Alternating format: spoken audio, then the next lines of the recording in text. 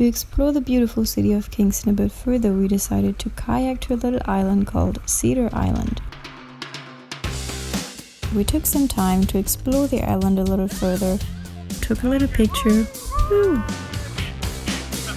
Almost fell off the edge there.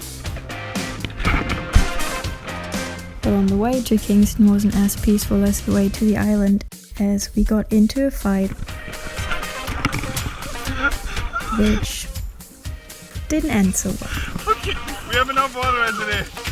No!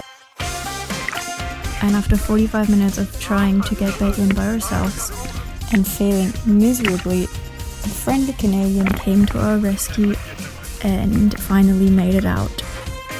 Thank you. That was fun, guys.